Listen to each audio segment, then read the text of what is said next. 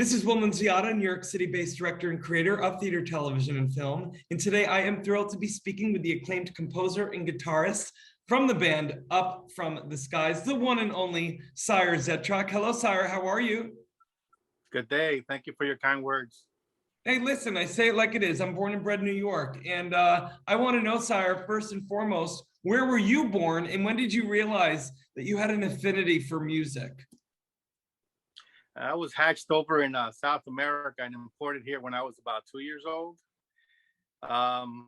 So a child of a single parent, living in the room, listening to the radio.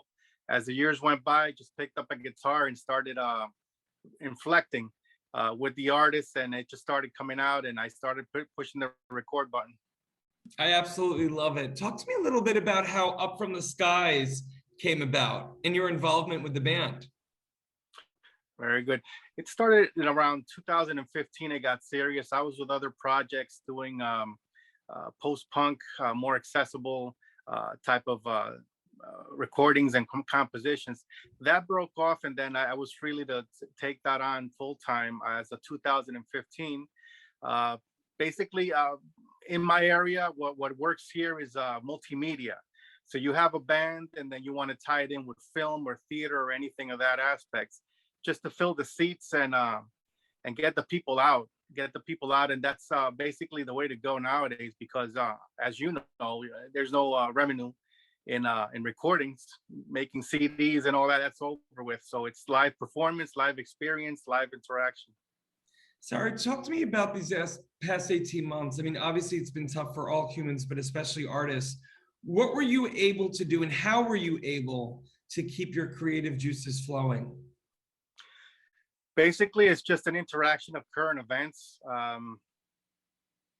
Took it to heart. There's a lot of division going on in the last 5 years, especially with the leader that we had prior to the one we have now. Amen. Just the whole, yeah, it's just I'm the neutral in all aspects. I'm not pro anything. I just want unity between races, classes, and even helping others. If we're good, we like to help others, and that's where it all comes into play. On a very, very neutral standpoint, non-gender, partiality or anything like that.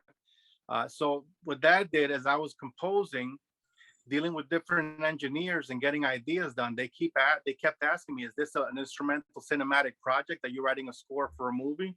I go, "No, it's going to be a standard band." And it's going to be, they wanted me to encapsulate it. So it will be something like what Prince did with Purple Rain. The songs were the basis of the movie, but he wrapped the film around it. Different film, different storyline. And so that's the goal. That's the plan.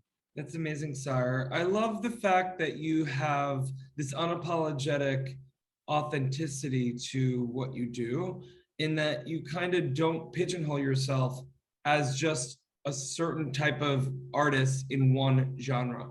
Where do you think that unapologetic nature comes from? Is that just from you being in the business a while, being interested in multiple genres of music and crafts within it? Basically the area, and there's a term that goes for musicians when you're paying your dues, trying to find musicians to join the band. Everyone feels entitled. They're not getting behind the theme of it all. They're not getting behind what the vision is. You develop a hard skin after a while, and then you just decide, listen, I'm just going to do this. You try to make it as a group collaborative in the beginning, but there's too many captains. A lot of things that happen behind the scenes with COVID, people being paranoid about certain things. So you just got to put it out there in full throttle, man. You just got to get your vision, get that across, record it, and then people will notice, and just people are fed up. So I guess it's just a reflection of the sign of the times. Absolutely. Well, CIRE, final question for you. And before I ask it, I want to let everyone know, for more on the incredible CIRE, you can read more about him right below this video. CIRE, what are you most optimistic about as the world starts to open up? Are you excited to get out there in terms of, performing live again, that connection that can only be made with a live audience? Absolutely. I'm very thrilled to be in the New York City area. Most bands tour, which is a good thing, but just opening your eyes a little bit, the tourists come to us. Just go to Times Square for 10 minutes. There's your audience. there's the crowd. You just got to find the venue to fill it, have your message, tell your story, and just open the people are there. The fruits, it's low hanging fruit. You have to market it appropriately. You can't be thinking, oh, I'm going to play clubs, and all. That's very short lived. Musicians get impatient. They'll leave the project in 6 months. And you have to have it in mind as a literal off Broadway show where you have different actors coming in, moving the whole theme forward.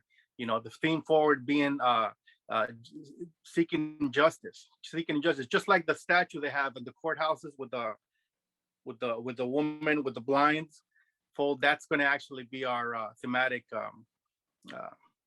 view. If you have most of the bands will go on with the blindfolds, just representing that we're not looking for what people think. We just want justice for our families, for ourselves. We want freedom. We want all this hatred to stop in all aspects, political, racial, and that's what it's about. New York, I think, is a great platform nowadays with YouTube channels popping up like stems, not weeds, but stems, I hear all you, my over the friend. place.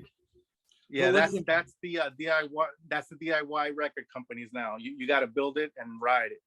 Well, listen, talk about platforms. This is why I'm so excited you're coming on board FENIX, because it's not only a great social media platform and a safe haven for artists to create and collaborate, but it's a collective. It's a collective of connecting artists with their fans in an easier way that's ever been done before. And I'm so grateful not only that you're coming on board FENIX, but I'm really grateful for your time today to get a little sneak peek behind the curtain of what CIRE is all about.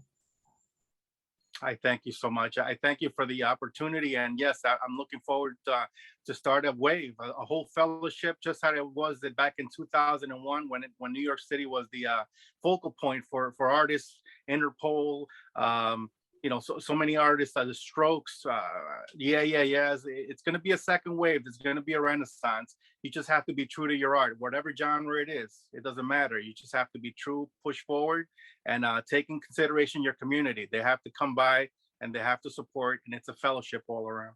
Amen, my friend. Well, forget being a musician and composer, guitarist. You should do some TED Talks as well, CIRE. Thank you so much.